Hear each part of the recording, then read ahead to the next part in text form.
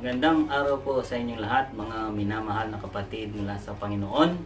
Ito po ay si Pastor Sunny na pumati sa inyo sa pamunuan po ng Born in Love Ministries International. Kumusta na po kayo? Marahil sa kapanahon na natin ngayon na tayo ay nasa isang sitwasyon na napakahirap at kung minsan may masasabi natin nakakainip na, gusto ko nang lumabas at nakakabagot na sa bahay. Pero alam po ba ninyo, sa kabila ng lahat ng ito, I encourage you na marami pa rin tayong pwedeng gawin. Kahit nasa loob tayo ng sarili nating tahanan, marami po tayong maaring pagkaabalahan na tunay na makapagbibigay pa rin tayo ng kaluguran sa ating Panginoon. Tandaan po natin, ang ating pananatili sa bahay ay isang paraan na maipakita natin hindi lamang sa tao kundi sa Diyos na tayo ay tunay na sumusunod sa Kanya. Dahil ito po ay isang panuntunan ng ating pamahalaan, kailangan din po tayong sumunod dito. So panatingin po natin na ang ating pangangatawan ay magiging malusog at sa ganung bagay nakakatulong po tayo sa ating pamahalaan.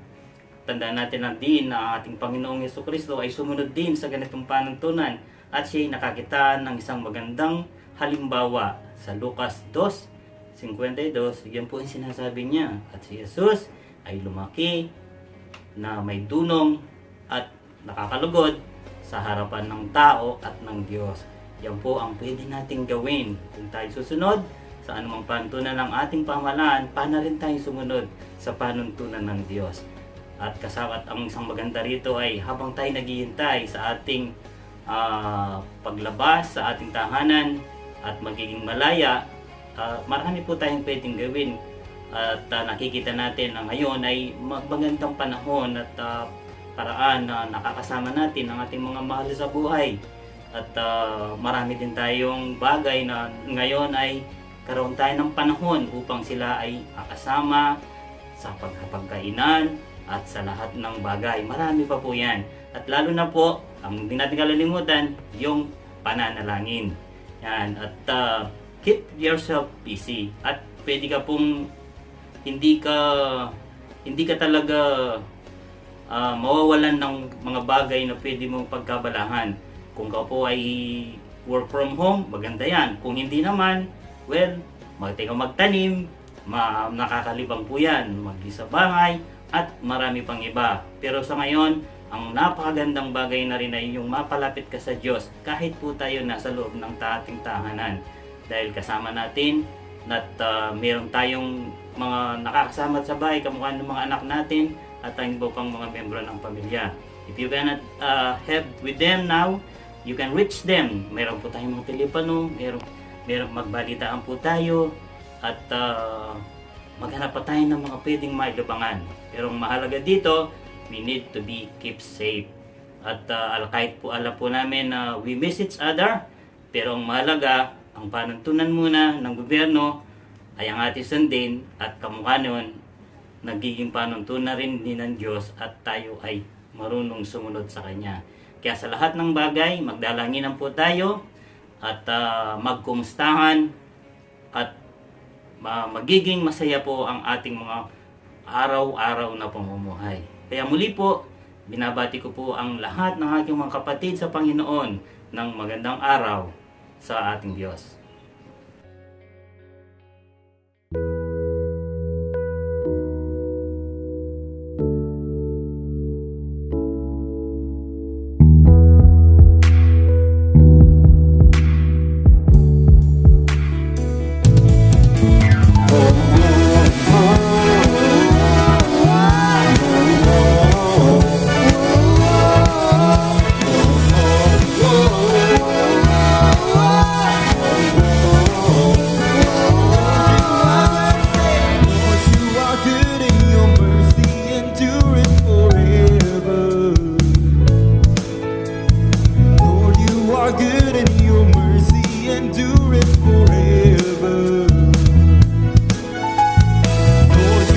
Good and your mercy endureth forever.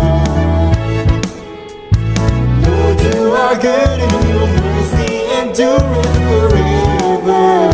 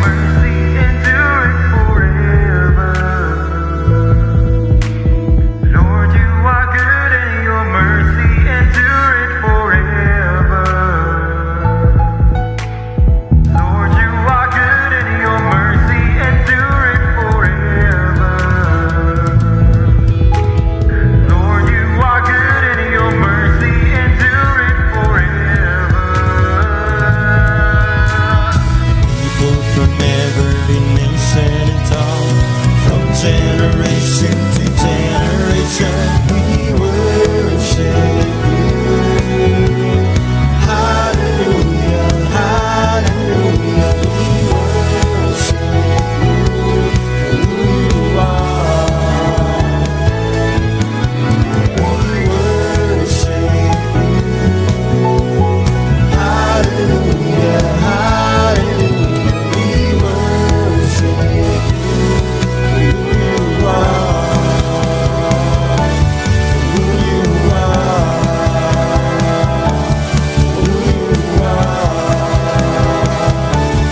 who you are. You are good.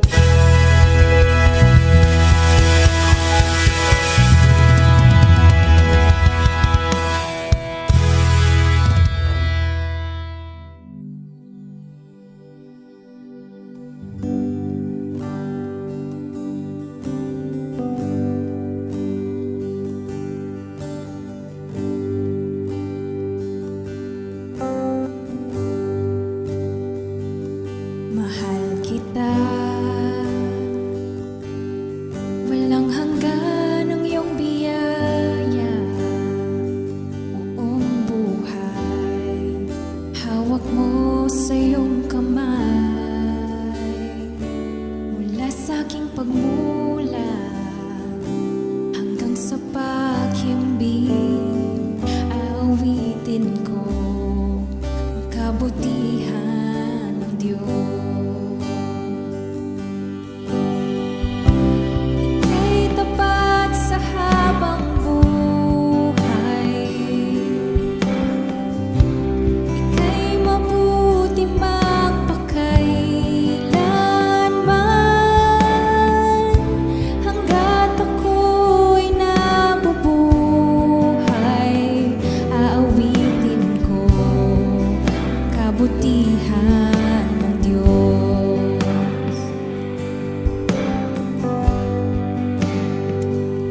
Tingin mo, isang gabay sa kasakitan. Nariyan ka sa gitna ng kadiliman. Ika'y aking kaibigan, Diyos aking Ama, At ako'y buhay sa kabutihan. ng Diyos. Ika'y tapat sa habang buhay, ika'y mabuti magpakailanman. Hanggat ako'y nabubuhay, aawitin ko ang kabutihan ng Diyos. Ika'y tapat sa habang buhay, ika'y mabuti magpakailanman. Hanggat ako'y nabubuhay, aawitin ko ang kabutihan ng Diyos. Kailan may di magbabago ang kabutihan mo. Kailan may di magbabago ang kabutihan mo. Buong buhay ko'y iaalay ko lahat para sa'yo. Kailan may di magbabago ang kabutihan mo. Kailan may di magbabago ang kabutihan mo. Kailan may di magbabago ang kabutihan mo. Buong buhay ko'y iaalay ko lahat para sa'yo.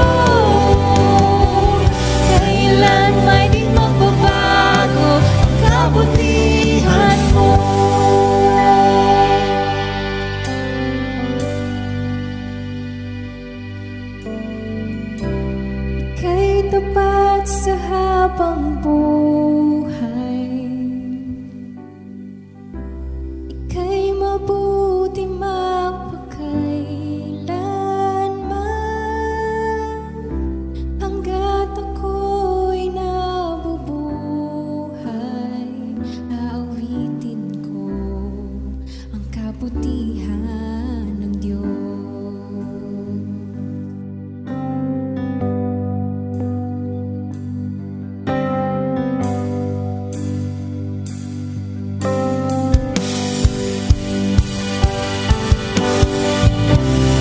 Ay tapat sa habang buhay. Ika'y mabuti magpakailanman. Hanggat ako'y nabubuhay,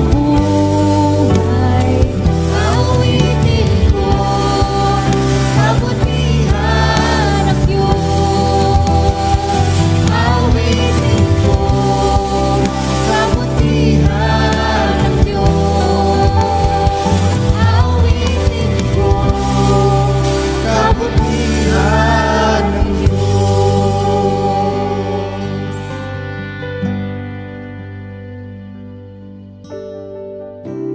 Ika'y tapat sa habang buhay. Ika'y mabuti magpakailanman. Hanggat ako'y nabubuhay, aawitin ko ang kabutihan ng Diyos. Aawitin ko ang kabutihan ng Diyos.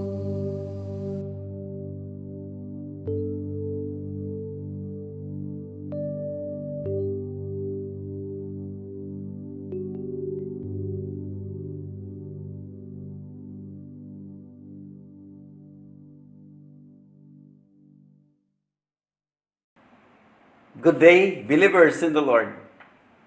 You are God's chosen people.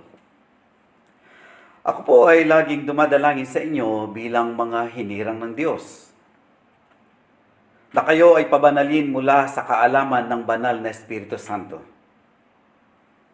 na maging masunurin sa ating Panginoong Kristo sa bisa ng kanyang pagkamatay at maging malinis hanggang sa kanyang muling pagbabalik. At mapuspos nawat kayo ng pagpapala at kapayapaan mula sa Diyos Ama na nasa langit. 1 Peter chapter 5 verse 10. And the God of all grace, who called you to share in His eternal glory by the means of Christ Jesus. So after you have suffered a little while, He will restore, support, and strengthen you, and He will place you on a firm foundation. Ang Diyos ng lahat ng biyaya, ang siyang tumawag sa inyo sa kanyang walang hanggang kaluwalhatian kay Kristo Jesus. Pagkatapos ninyong maghirap ng maikling panahon, siya rin ang magpapaging ganap, magpapalakas, magbibigay ng kakayahan, at magpapatatag sa inyo. Sa Diyos ay papuri at paghahari magpakailanman. Amen. The title of the message is The Best is Yet to Come. Ang pinakamabuti o pinakamainam ay parating pa lang. Ang aklat ng unang Pedro, na kung saan it is a book of triumph in trials, na kung saan ang katagumpayan sa kabila ng ating mga kapighatiang mga mananampalataya. It begins with the blessed promises and is speaking of trials and ultimate victory. Dito po nakapaloob ang mga katotohanan o katunayan ng maraming pagsubok na at hamon sa buhay ng bawat mananampalataya, ngunit ito hindi may kukumpara sa parating na kaluwalhatian at kadakilaan para sa kanila na nagtiwala at sumampalataya sa Diyos. Ang sumulat ng unang Pedro na may karakter na kung saan Peter is a troubled man. Nababagabag. Madali siyang mandupaypay. Ito ang kanyang karakter. A man who had troubled in his temper. Mainitin po ang kanyang ulo. A man who had troubled with temptation. Na mahina siya na labanan ang anumang tuksong dumating sa kanya. Peter, a man who had troubled with his tongue. Hindi lang po siya madaldal, kundi yung pananalita niya, yung pagdedeklara niya, ay hindi ito nasusukat, lalo na sa kanyang gagawin. Ika nga, di ba may kasabihan tayo, kapag mayroon kang sinabi, at para bagang ayaw maniwala kaagad ng iba, sasabihin nila, Peter lang yan. Ganon ang problema at naging panghihina ni Pedro. At sa unang Pedro, sa kabanatang 1, sa talatang 1 hanggang 7, dito natin hahanguin na kung saan siya ay may sulat sa mga mananampalataya. And the letter to believers begins with reasons why Peter declared to praise the Lord. Sapagkat dito nakatala na ang kinakamainam, yung pinakamabuti ay parating pa lamang. Here are the reasons why we have to praise the Lord. And the best is yet to come. Verse 3. It is by His great mercy that we have been born again, begotten us again to a living hope, through the resurrection of Jesus Christ from the dead. Unang dahilan, God has given us a living hope. Buhay na pag-asa. Purihin ang Diyos at Ama ng ating Panginoong Jesucristo, sapagkat sa kanyang dakilang kahabagan ay ipinanganak niya tayong muli patungo sa isang buhay na pag-asa sa pamamagitan ng pagkabuhay na muli ni Jesucristo mula sa mga patay. The condition of all people without Christ. Una, they have no real hope. Ephesians chapter 2 verse 12. Sa panahong iyon, kayo ay hiwalay kay Kristo. Mga inihiwalay sa pagmamayaman ng kanyang piniling bayan, ito ang Israel, at mga dayuhan kayo sa tipan ng pangako. Wala kayong pag-asa at wala kayong Diyos sa sanlibutan. They have no real hope. Yan ang isang kondisyon ng mga taong wala kay Kristo. Second, they may have false hope. Mayroon nga silang pag-asa pero it is a false hope. Yan ang nakatala sa Kawikaan 11:7. Pagka ang masamang tao ay namamatay, ang kanyang pag-asa ay mapapasa pagkapahamak at ang pag-asa ng masama ay nawawala.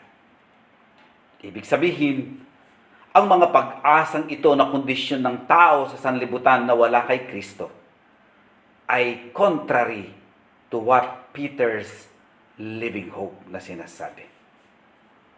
Bago makamit ang buhay na pag-asang ito, mayroon siyang sinasabi sa una.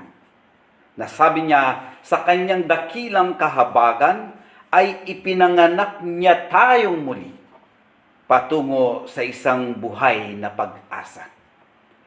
Those who have been born again, sila ang makakakamit o makakamtan ang living hope. The term born again, it refers to our spiritual birth. Ito yung regeneration na tinatawag. This is the Holy Spirit's act, gawa ng banal na Espiritu Santo of bringing believers into God's family. Jesus used the concept of new birth nang siya ay magpaliwanag kay Nicodemus patungkol sa kaligtasan. 1:3.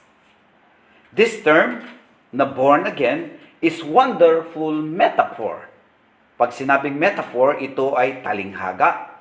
It is the metaphor of a new birth, a new life from God. You cannot be a Christian without a fresh beginning based on the salvation of Christ na kanyang dinadala. To be born again is a magnificent gift from God. Christian Living Hope. Ito ay isang buhay na pag-asa sa pamamagitan ng pagkabuhay na muli ng ating Panginoon Kristo mula sa mga patay. Ito ang katunayan that Christ is alive. Romans 1:4. That our salvation is guaranteed. 1 Corinthians chapter 15 verses 3 to 6. The same thing with the resurrection of Christ, we have our similar resurrection and it is sure. 1 Corinthians chapter 15 verses 20 to 23. Kaya nga, in other translation, it says, because God raised Jesus Christ from the dead, now we live with great expectation. The best is yet to come. Second reason, in verse 4, and we have a priceless inheritance, an inheritance that is kept in heaven for you, pure and undefiled, beyond the reach of chains and decay. God has given us a lasting inheritance, pangmatagalang mana, para sa isang manang hindi nabubulok, hindi narurumihan, at hindi kumukupas, na inilaan sa langit para sa atin. Si Pedro po ay isang anak ng mahirap, a son of a poor fisherman. Natiyak ng kanyang earthly inheritance o mana would have been small. Si Pedro, nang sumunod sa ating Panginoon Kristo, he left all to follow Christ. Even left his small inheritance. Yung kanyang mga kaibigan, yung kanyang mga kamag-anak, marahil nagtaka, bakit iniwan niya to become a fisherman? What's wrong with Peter? Marahil ang tanong. Doesn't he have any thought of his future? Wala na ba siyang inisip para sa kanyang kinabukasan? Now, Peter realizes that the best is yet to come. He has a great inheritance ahead. One that is incorruptible. Mana that won't decay. Hindi nabubulok. One that is undefiled. Pure. Hindi narurumihan. An inheritance that will not fade away. Hindi ito kumukupas. An inheritance that is reserved in heaven. Inilaan sa langit para sa atin. Mga kaibigan, ang katunayan at ang realisasyon ni Pedro, we are perishing people among perishing things. In Christ, we do not perish, nor does our inheritance.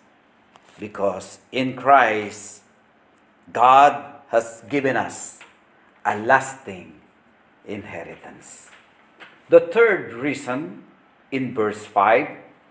And through your faith, God is protecting you by His power until you receive this salvation, which is ready to be revealed on the last day for all to see.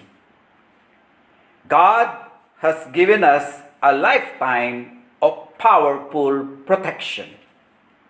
Ang kapangyarihan ng Diyos na nag-iingat sa atin sa pamamagitan ng pananampalataya para sa kaligtasang nakahandang ihayag sa huling panahon. In other translations, the word kept was used. Who are kept by the power of God. Kept here is a military word. Na kung saan sinasabi that who brought faith are shielded by God's power. Pag shielded and you are kept in a military word, you are well guarded. We are protected and well guarded by the power of God. Our God cares for us every day. He provides power to overcome temptations.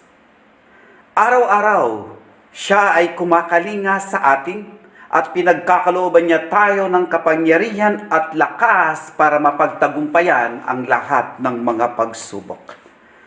The trying of our faith is more precious than gold. Sinasabi nga that testing and trials are temporary. Lahat ng pagsubok ay pansamantala lamang. Problems now, but we can praise later. Maraming problema ngayon, pero bukas, punong-puno tayo ng pagpupuri. Challenger today ang tawag sa'yo, but tomorrow you are the champion. Marami tayong hamon at laban sa buhay, pero sigurado tiyak, the best is yet to come. Kampionado tayo pagdating ng araw. To end, do you need encouragement in this time of troubles? Ang mga pananalita ni Pedro, ang siyang nagdadala ng kasiyahan, kagalakan at pag-asa sa panahon ng mga pagsubok.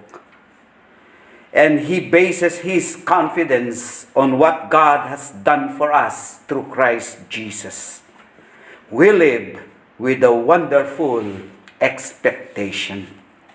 Like Peter, let us bless the Lord. We have reasons to praise God. One, in view of His living hope. Second, in view of His lasting inheritance. And third, in view of His lifetime and powerful protection.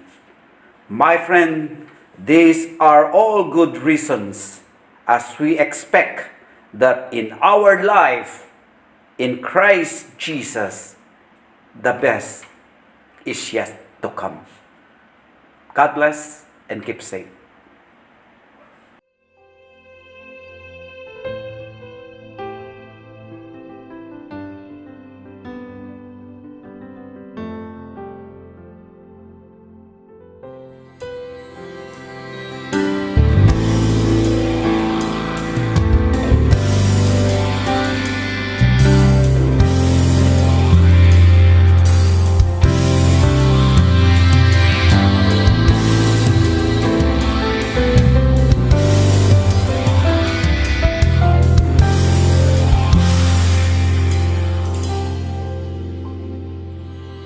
Sa iyong biyaya, ako ay namamangha sa iyong kalinga. Panganib ay di banta sa pag-ibig mo. Palaging ligtas ang puso.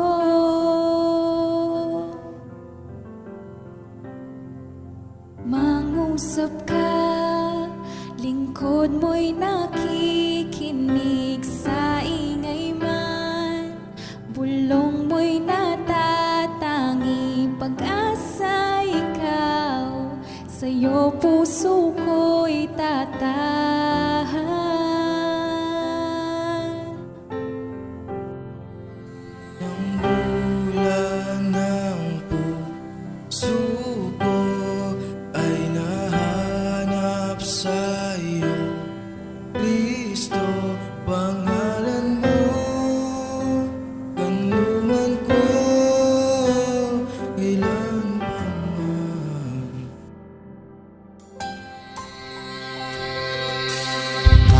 saka lingkod mo'y nakikinig sa ingay man.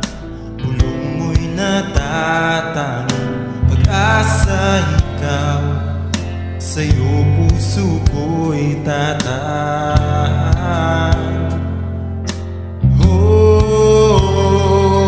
Tanggulan ng puso ko'y nahanap sa iyo, Kristo, pangalan mo, kanlungan ko. Tanggulan ng puso ko'y nahanap sa iyo, Kristo, pangalan mo, kanlungan ko.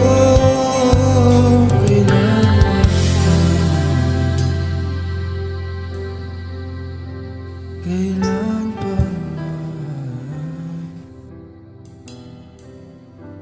kailan pa man.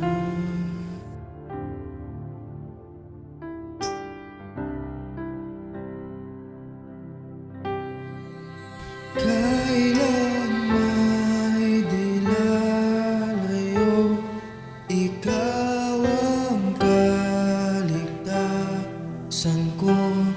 Binabalot ng iyong lakas, sa piling mo ako'y ligtas. Kailan may dilalayo, ikaw ang kaligtasan ko. Binabalot ng iyong lakas, sa piling mo ako'y ligtas. Kailan may dilalayo, ikaw ang kaligtasan ko. Binabalot ng iyong lakas, sa piling mo ako'y ligtas. Kailan may dilalayo, ikaw ang kaligtasan ko. Binabalot ng iyong lakas, sa piling mo ako'y ligtas. Ulan ng puso ko'y nahanap sa'yo, Kristo, pangalan mo, kanlungan ko, kailan pa man. Tanggulan ng puso ko'y nahanap sa iyo, Kristo, pangalan mo, kanlungan ko. Tanggulan ng puso ko'y nahanap sa iyo, Kristo, pangalan mo, kanlungan ko. Kailan pa man, Kailan pa man, kailan pa man.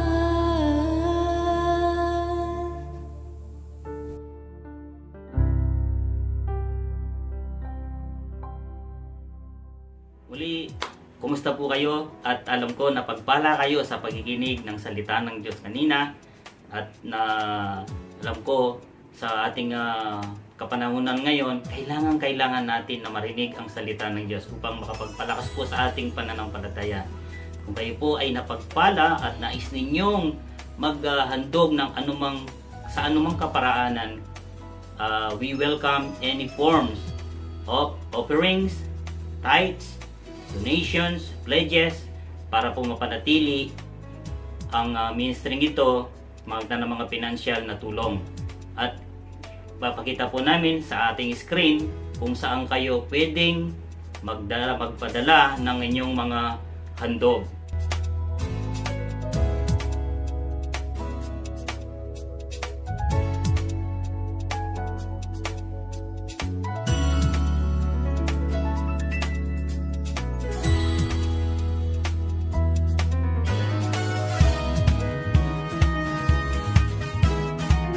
Ganun din po, hindi lamang po ang hiningi natin ng mga handog ninyo, kundi we were also concerned about your prayer. Kung meron po kayong pangapanalangin at kailangan i-counsel, titignan din niyo po ninyo sa ating screen ang kung saan kayo pwedeng magpadala through mail, at kung sino ang pwede ninyong tawagan o i-text para marinig po namin ang lahat ng inyong mga concern, lalo na po sa panalangin at counseling.